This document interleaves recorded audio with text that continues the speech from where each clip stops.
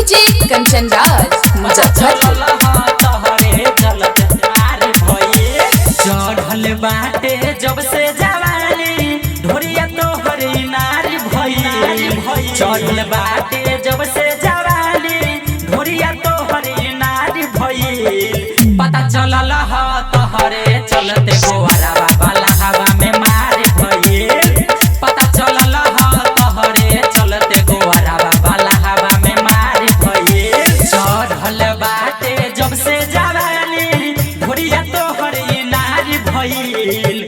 चढ़ल बाटे जब से जवानी ढोरिया तोहर नारी भइल। पता चलल ह तोहरे चलते तुरा हवा तेली में मार भइल। पता चलल ह तोहरे चलते धोबिया दुनिया में मार भइल। मार भइल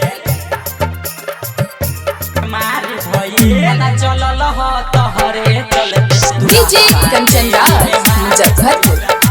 पता चलल ह तोहरे चलते कॉपी पताहरा घसल बा कलम बचल नइखे कलम गे। साचे साचे तू बोल लागे छौरी तुरले बारे कएगो पलंग गे। देखी के ताहर चढ़ल जवानी देखी के ताहर चढ़ल जवानी सारा चमरल चार भइल।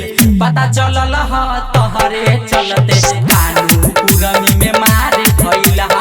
पता चलल ह तोहरे चलते पासी पासमन में मार भइल।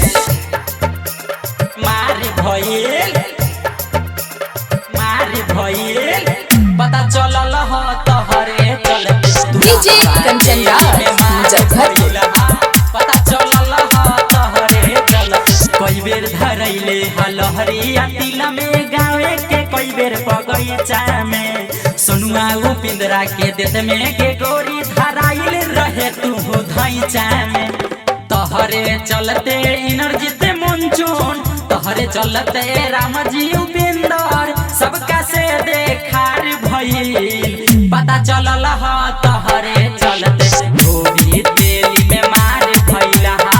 पता चलल ह तोहरे चलते हिंदू मुस्लिम में मार भइल।